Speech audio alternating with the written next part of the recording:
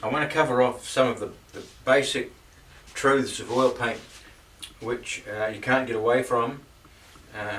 You put the darks on first, the next lightest, then the next lightest, finishing off with the lightest.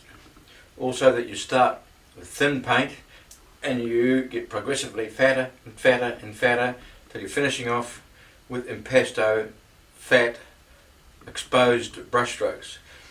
These truths are true of oil paint and you break them at your own risk.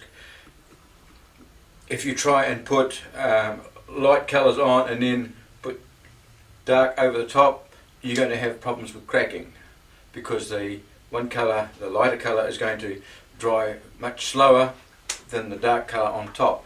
So there's all sorts of reasons why. Don't try and reinvent the wheel. You might not know the reason why some of these things happen, but you're best to just take my advice and do them. So we start off with dark, getting lighter and lighter, and we're getting fatter and fatter and fatter. There's structural reasons for that, as well as it's just more practical overall. Now, I want to labour the point a little bit further with regards to the tint on the board. This painting here, I've only just finished, I haven't even signed it yet. If you can have a look down through here, that's the raw underpainting, acrylic underpainting. Right through here, it's appearing all over the place. The paint is on there so thinly that that original pink is dominating. So it was very, very helpful. Back through here, it's coming through in areas which are not so obvious to you back there, but it is to me. Up in the sky, up through here, the pink is coming through all over the place. If I wanted to cover it, that's fine, I can. But when I step back and have a look in the context of the finished painting, that was a decision I could make at the end, and I chose not to. It looks fine. But if that was wide, I wouldn't have a choice. I would have to cover it because it would just be dominating. Okay, so I'll put that away.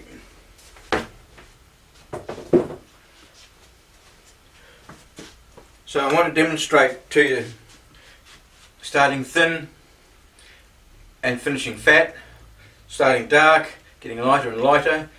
And I also want to demonstrate to you again this principle of the tinted board and how helpful that is. So I can actually use a bigger brush.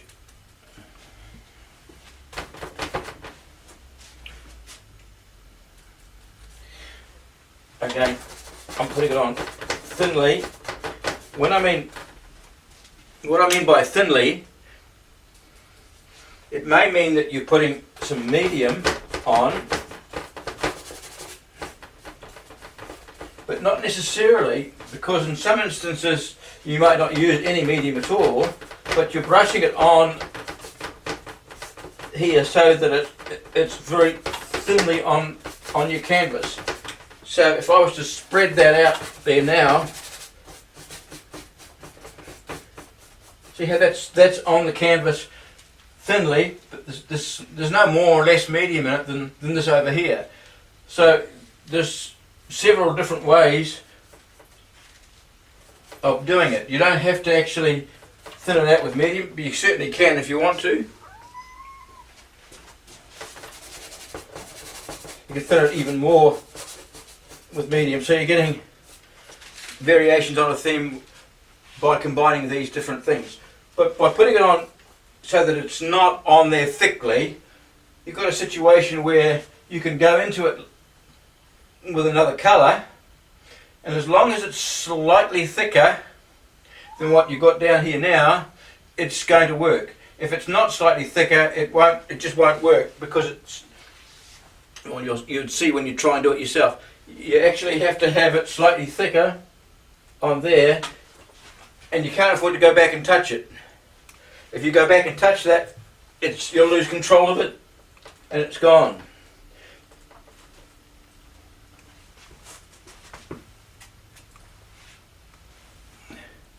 Because that's on slightly thicker, you can put it on and leave it, and you can have, in the bush for example, you can have these ponga ferns that are in the bush coming out, and because you've prepared a space which is very tranquil, there's no detail on it. You've now got an opportunity to put some detail against it. But if you overdo that first layer by putting detail on that first layer, you've cast it in concrete and you've not got any more opportunity. Now let's just get rid of that. Let's just work that in to that colour there, so that I've got a slightly a slightly greener version of that colour, and we'll do that again. So we have a slightly lighter version. Now if I try and do that by putting it on thinly, if I put that on, it's just going to disappear in there, and you wind up with the colours. You're going to lose control of the colours. Generally, you've just got to be very, very careful, so that as you're going through the painting, you're starting thin and you're getting slightly fatter, fatter and fatter as you're coming through.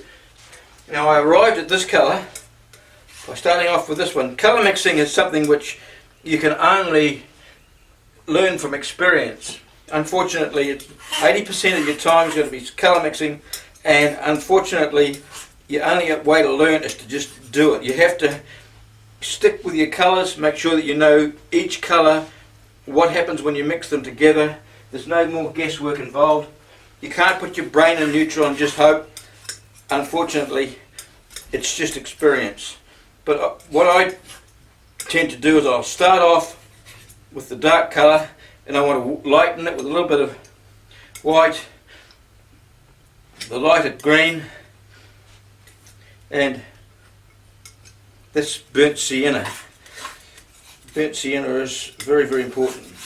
It's a colour I'm using all the time. It's earth colour. But because if I'm starting off with the original colour, it becomes a close cousin to what I've already got up here. Okay, so once you've got your lighter version of the same colour,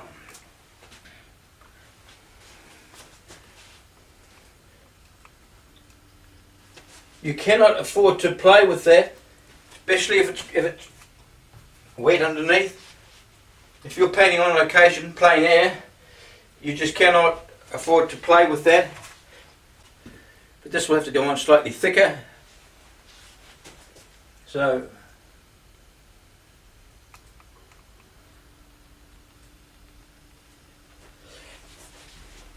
the principle holds good. You have to get thicker and thicker and thicker as you go. So your final detail, and remember, I'm not trying to get you a complete painting here, I'm just trying to illustrate the principle here. Your final colour may be even lighter again, but this time it's going to need to go on chunky.